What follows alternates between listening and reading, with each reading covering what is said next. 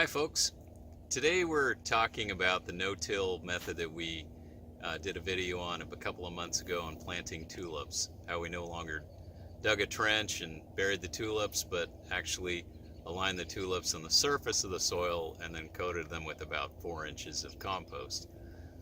And this is an update just to show you where things are at. Talk about a few of the pros and the cons, as well as just overall impressions at this point.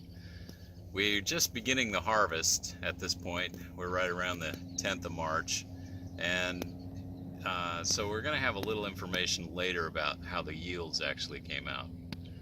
At this point, what we have noticed is that the germination seems to be pretty good. This group of tulips you look at in the front are non-vernalized tulips, and they'll be the last. This group here is some of our early doubles. They're just started to harvest this week. And from a positive standpoint, it seems like germination wasn't affected at all. And we actually are probably looking at, with the bottom watering, we had one area where we had a little disease, but actually very little disease.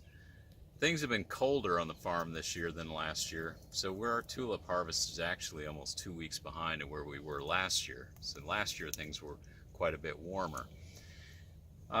So we missed Valentine's Day, which was a bummer. But other than that, what we have noticed is that the tulips seem to grow with no problems, about the same as last year.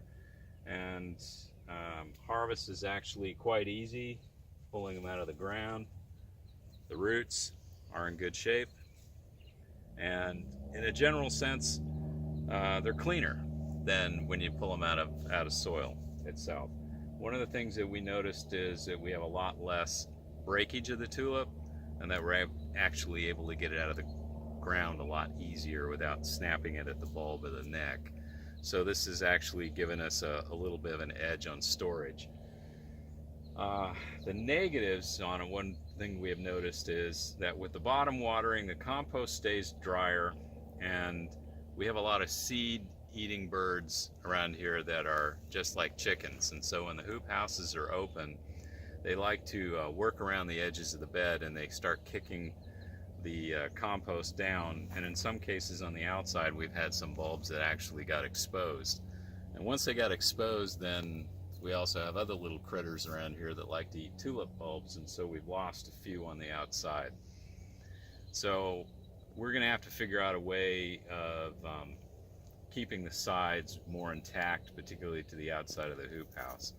The other thing that we noticed on the taller varieties of tulips, like the French Impressions, is that although they grew well, once we began harvesting, we didn't get the level of support for the actual plant itself that maybe being in the ground would, and so we got quite a bit of lodging over, particularly the ones that are towards the outside. And as you can see in the film there, some of those are going to be lost. We're going to be harvesting those guys today. They're not bending too much. They're still staying relatively straight, but what we're going to need to do is put a netting on that in the future. So what we're going to do is put a net, like a Hortonova net, across the bed that's maybe 8 inches above the ground, so that gives them a little bit more support.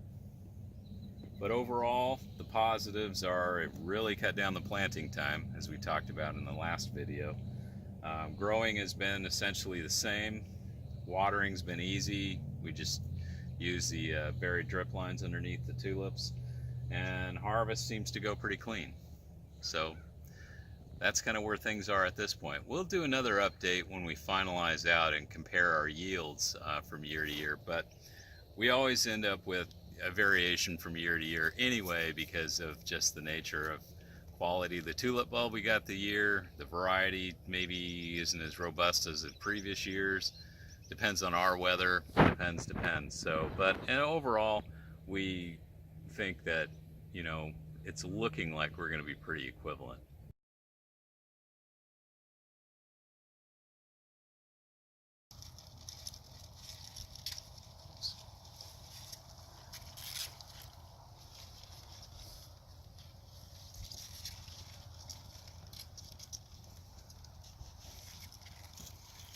So As you can see, the harvest is actually quite easy.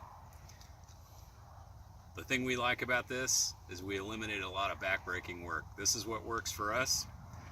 I think there's, like I said, a couple minor improvements, but overall, I think this is a keeper.